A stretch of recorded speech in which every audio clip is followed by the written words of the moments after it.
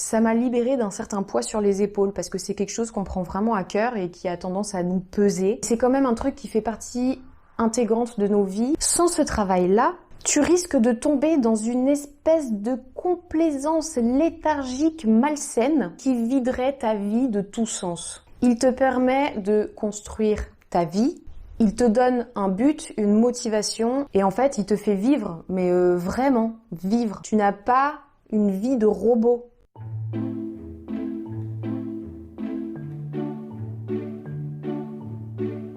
Recadrage, hop.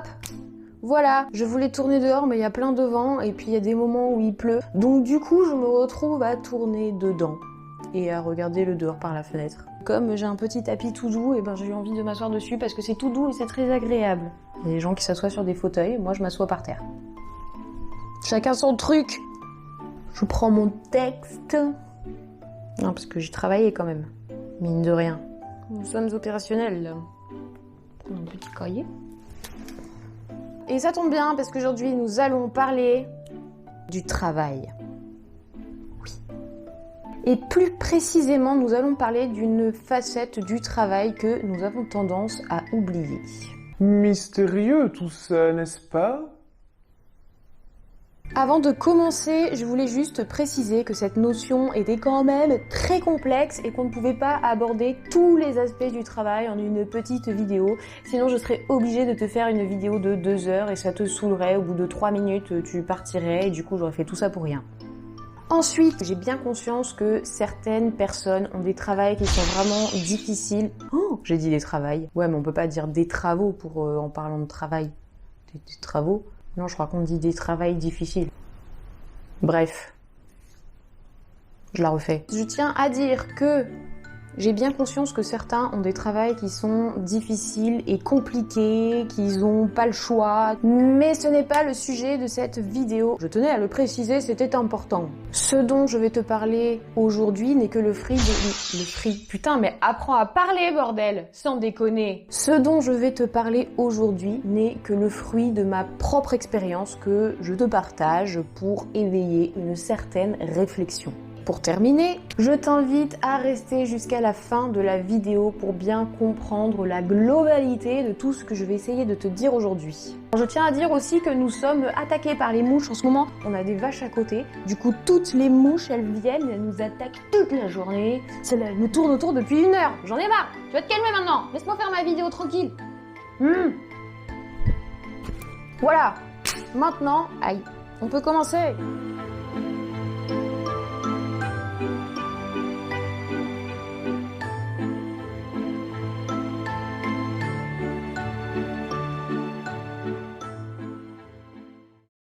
Qu'est-ce que le travail, vraiment?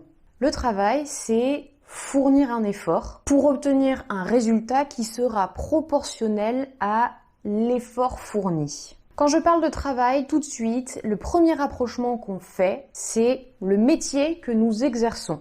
Avoir un travail te permet de trouver ta place dans la société et d'y apporter ta contribution. En échange, tu gagnes de l'argent qui vont te permettre de te payer un certain confort de vie ou de te faire plaisir. Travailler pour gagner ta vie. Si tu as une vie confortable et que tu peux beaucoup te faire plaisir, tu as une vie réussie. Sinon, c'est une vie de merde. Bon, c'est un peu raccourci, mais en gros, c'est un petit peu comme ça. C'est quelque chose qu'on a tendance à subir parce que c'est une obligation. Je dis obligation parce que si tu ne vas pas travailler, tu ne peux pas gagner ta vie et donc tu ne peux pas vivre. En travaillant, tu gagnes le droit de vivre parce que tu as gagné de l'argent qui te permet de vivre. En fait, tu vis parce que tu gagnes de l'argent. Donc si je gagne pas d'argent, j'ai pas le droit de vivre, je peux pas vivre. C'est bizarre comme principe quand même. Quand tu subis une situation, tu es en souffrance. Et quand tu es en souffrance, qu'est-ce que tu fais? C'est le principe de l'action-réaction. Tu résistes. Subir égale souffrir égale résister. Et forcément, quand tu fais ça, t'es pas bien. Tu ne peux pas être bien. À partir du moment où tu subis une situation, tu te places en victime. Et quand tu te places en victime, ta vision des choses, elle est plus du tout objective. Ensuite, le travail te demande un effort. C'est dur! On a quand même pris l'habitude d'avoir tout qui est servi sur un plateau. On paye des gens pour ça. Donc si quelqu'un peut le faire pour toi, pourquoi je me fatiguerais? Bah oui. Dans nos têtes, l'effort, c'est lié à la souffrance. Voilà. C'est comme ça. Souffrir égale résister. C'est des choses qu'on ne veut pas parce que ça nous met mal à l'aise. On va avoir tendance à les fuir. Voilà, donc ça c'était pour la première partie. Alors là, attention, il faut ton attention maximale parce que ça rigole pas. Nous rentrons dans une démonstration physico-mathématique, scientifique, biologique. Si tu regardes autour de toi, tu te rends compte que tout être vivant travaille. Les humains travaillent, les animaux travaillent, les plantes travaillent. Chaque chose est là dans un but précis pour accomplir sa tâche et maintenir un équilibre global. Le tout participe au cycle de la vie. Bon, bien sûr, dans l'histoire, il y a quand même l'être humain qui vient un petit peu tout gâcher et tout perturber, mais ça, c'est une autre histoire. Tout ça pour dire que chacun a un rôle, chacun est là pour accomplir sa tâche, et accomplir sa tâche, c'est faire son travail. Putain, la révélation de ouf!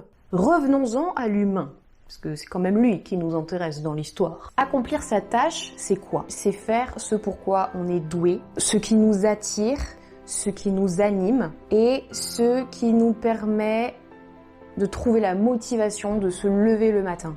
Si tu fais quelque chose qui colle avec tes aspirations, qui attise ta curiosité et qui est un certain moteur dans ta vie, là, tu feras quelque chose qui a du sens. Le problème chez nous, c'est que on nous demande de choisir notre voie beaucoup trop tôt. À 15 ans, on te demande de choisir déjà une orientation. Mais comment tu veux savoir à 15 ans ce que tu vas faire pendant tout le reste de ta vie alors que tu ne connais rien à la vie et que tu ne te connais même pas toi-même ? En plus, il y en a plein qui sont en crise identitaire à cet âge-là. Comment tu veux savoir ce que tu vas faire toute ta vie? Bon, c'est une autre question, mais c'est important quand même. Tout ça pour dire que c'est le travail de chacun qui permet de construire et de maintenir la communauté. En échange, la communauté t'offre un certain confort de vie et une certaine sécurité. C'est les règles du jeu. Donc soit t'acceptes, soit t'acceptes pas. Et dans ce cas-là, tu deviens marginal et tout le monde te déteste parce que c'est pas normal que toi tu fasses pas comme tout le monde. Dis donc, espèce de petit rebelle. Bref, on s'écarte. Le résultat de notre vie actuelle, c'est le fruit d'un travail qui a été réalisé par les générations d'avant. Et nous travaillons à la vie des générations futures. Mine de rien. Voilà, donc tout ça, c'était pour le côté matériel du travail. Et c'est là que nous allons lever le voile du mystère du début. Le travail a aussi une dimension spirituelle. C'est un formidable outil de développement qui te permet d'une part de trouver ta place dans le monde et dans la société, certes, mais aussi et surtout qui te permet de t'épanouir et de grandir. Et c'est cette dimension du travail avec un grand T, que j'ai envie de mettre en lumière aujourd'hui parce que ça me semble très important et c'est une notion que nous oublions très facilement. Ce travail-là concerne plein d'aspects de la vie de tous les jours qui peuvent être plus ou moins intenses. Faire un potager, faire du sport, te lancer dans une recette de cuisine hyper compliquée, escalader une montagne, apprendre à faire des croissants. Ce travail-là te fait vivre une expérience qui permet une transformation personnelle. C'est celui qui va te mettre face à des difficultés, qui va te pousser dans tes retranchements, te forcer à chercher à te dépasser et donc qui va te demander un véritable investissement. Parce que c'est comme ça qu'on évolue et c'est comme ça qu'on peut grandir. Après, tu peux apprécier pleinement cette sensation du travail accompli. Plutôt de la mission accomplie. Pour peu que tu aies mis tout ton cœur pour le faire du mieux possible et que tu as cette délicieuse sensation du travail accompli et bien fait, tu as l'extase du travail.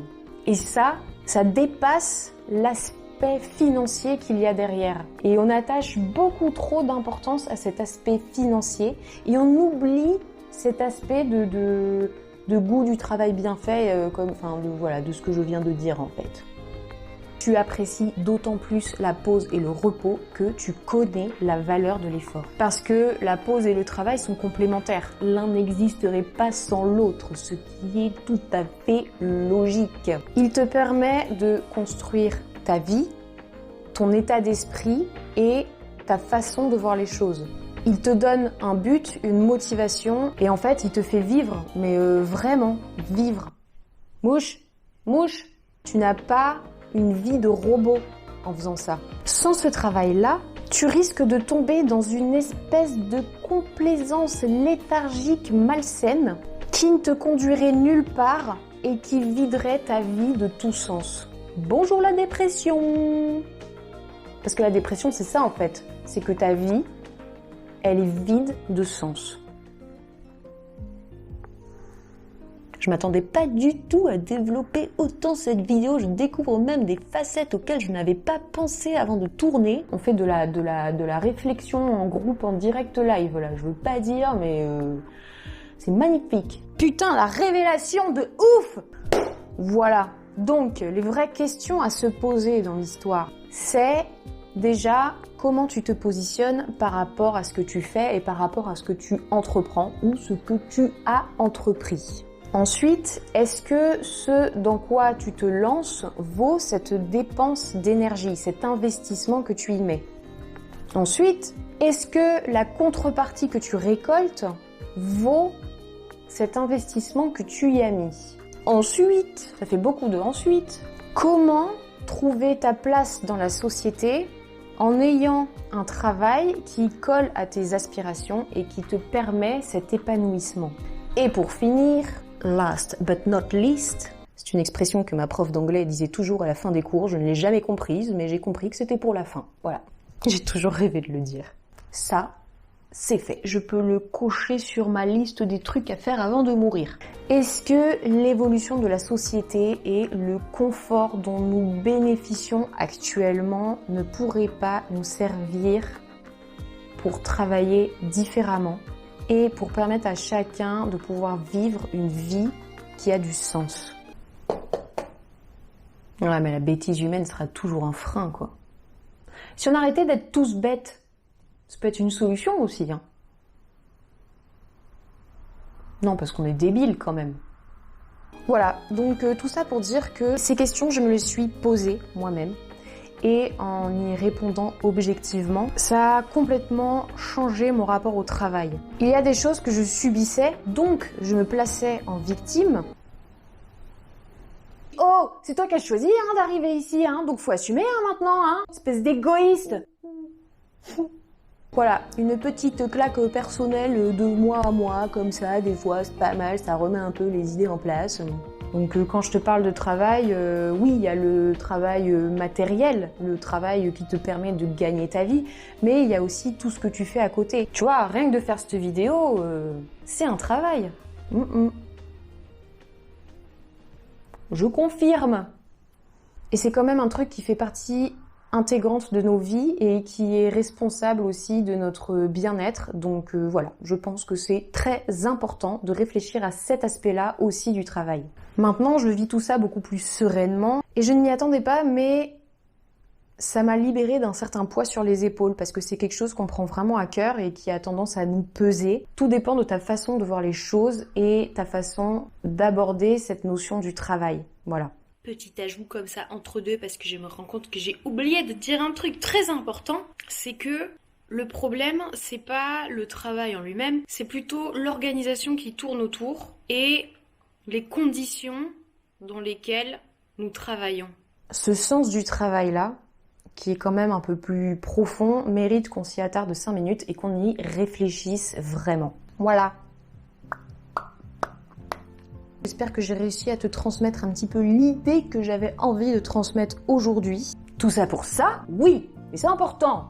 Et je t'invite grandement à me laisser un commentaire pour me partager ton expérience parce que c'est un sujet qui m'intéresse beaucoup et qui me fait réfléchir. Je serais curieuse d'avoir ton avis. Voilà. Donc j'en ai fini pour aujourd'hui. Laisse-moi des pouces pour me dire si tu as aimé ou pas cette vidéo. Si ce qu'on fait te plaît, abonne-toi et clique sur la petite cloche pour ne louper aucune notification. Et tu peux bien évidemment partager cette vidéo si tu penses qu'elle peut intéresser quelqu'un. Pour terminer, si tu veux aller encore plus loin, je te propose chaque semaine de recevoir un email inspirant et motivant dans lequel j'essaie de t'apporter des petites choses pour t'aider dans toutes ces questions de cheminement personnel. En t'inscrivant, tu auras en plus accès à un groupe Facebook privé où nous pourrons discuter de tout ça entre nous. Si tu as envie, des vidéos, des problèmes que tu rencontres, de tes joies, de tes peines, de tes doutes, de tes souffrances, de tout ce que tu veux. Parce que nous sommes persuadés que c'est en s'aidant les uns les autres que nous allons encore plus loin. Voilà, donc si tu veux t'inscrire à ces emails, tu as un petit lien juste en dessous. Il te suffit de rentrer ton adresse mail. C'est facile, c'est rapide, c'est gratuit. Et tu peux te désabonner à tout moment si ça te saoule. Voilà, c'est fini pour aujourd'hui. Je te dis à très vite pour de prochaines vidéos. Bye!